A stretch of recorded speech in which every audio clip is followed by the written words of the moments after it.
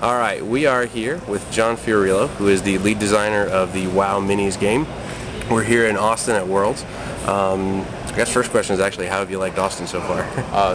It's a lot of fun. I like it here a lot. The food's awesome, so I'm going to be happy. Cool, good. So we wanted to ask you a couple of questions, just kind of get insight into the life of a lead designer. How long have you been a game designer, and what are some of the other games you have worked on prior to WoW Minis? I've been doing this for 3.5 years now, I guess, and before WoW Minis. Oh, 1 second, sorry. That's okay. They need you at the stage. Okay, paused. All right, so part two. Let's jump back in here with John Fiorillo. Next question to jump into is there's a lot of people who'd like to break into game designing. Yeah. What kind of advice could you give them, or how did you get started? I got started by playing competitive games at tournaments, and you know what it is? Just like meeting people at these events and making friends and kind of showing that you have the skills that it takes and that you want to be a game designer. There's a lot of people that think, oh, maybe I'll be a game designer one day. That would be pretty fun, and they don't really want it. They don't really show that they want it. So if that's something that you want to do, I think you should show that that's what you really want and make the people that you think might influence that, make them aware that you want to do it and show them that you can do it. Cool, good, okay. So what is your favorite thing about being a game designer other than the obvious of playing games all day for a living? That is not bad. That's my favorite thing. So if I have to choose something else, I would say seeing the people play the games that I make and seeing it bring joy to people, and when people have a great time, it makes me really happy. Cool, good. So we're going to do a little 10-shot here of minis.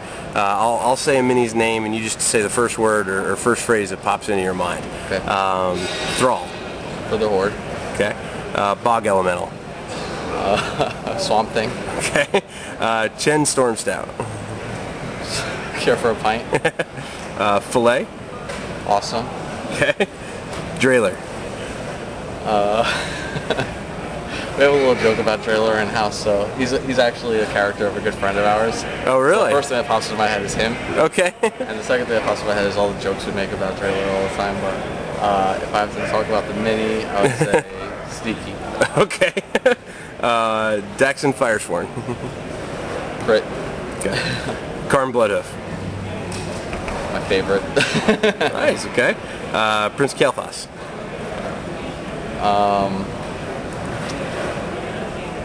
I would say Kaboom.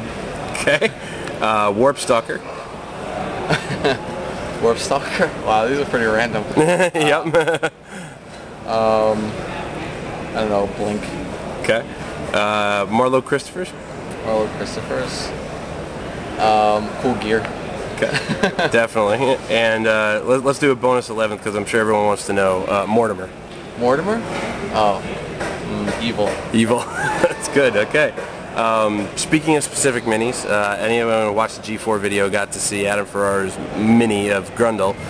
Is Grundle actually going to be a real mini, and will he be in an upcoming set? Yes, he is. He's made. You saw the sculpt. We don't just sculpt anyone. Okay.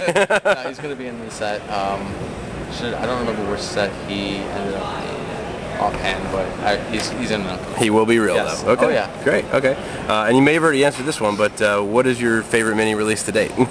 Karn Bloodhoof. Karn Bloodhoof. Great. Okay. Are there any abilities or ABCs that jump out at you as undervalued by the general populace that's playing competitively right now? Any abilities or did you say? I'm sorry. Yeah. Any abilities or ABCs that jump out as undervalued or maybe not played as much as you or the design team thought they would be? There definitely are, but I'm going to plead the fifth on which ones. Okay. Yeah. All right. Understandable. Yeah. And what was the driving force for the new map and the scenario at Worlds? With the pushback on set 3, we thought that maybe it would be nice to kind of switch up what's change people's perception and values of the metagame so that they'd have an interesting and fun experience. the truth is, the most important thing is having fun. And we thought it would be fun to play this scenario, and we thought it would be fun to test this scenario, and it's going to switch things up and make different, make people think about the game differently. Great. And final question, we saw Fearsome Horror this week. The card was kind of floating around, some people were getting some, hot shots in on that. What can you tell us about Souls, and pardon the pun, without spoiling it? Well, the Fearsome Horror is cool. I'm kind of glad it came out because I've been dying to tell people. I have a hard time keeping secrets. Oh, really? I always want to tell people what's coming up. But I always do it unofficially or when there's no cameras on me. But sure. Fearsome Horror was accidentally mailed out apparently. So someone has it, so now I can talk about it, so it's pretty cool. It's one of the new mechanics from the set is Swarm. And Swarm is a mechanic that lets you play 2 miniatures for your character card. You still have 3 character cards, so that means you can have 6 miniatures on the board at once. And they're all not like pets or anything like that. They can score victory points, they can cast flags, they can do all the things that a regular character can do. And they're only worth 2 victory points when your opponent kills them. So it's a lot of fun to kind of have a swarm of crazy murlocs on your opponent, or Fearsome Horror shambling around. Literally. Yeah. And is that something that's a unique mechanic for that character, or will there be other characters that could have that? Oh, there are other characters that have Swarm. It's a set theme, so there's a few Swarm characters. So you're gonna like them. Great. Awesome. Well, we're looking forward to it, and definitely thank you much for your time. Absolutely. All right. Take care.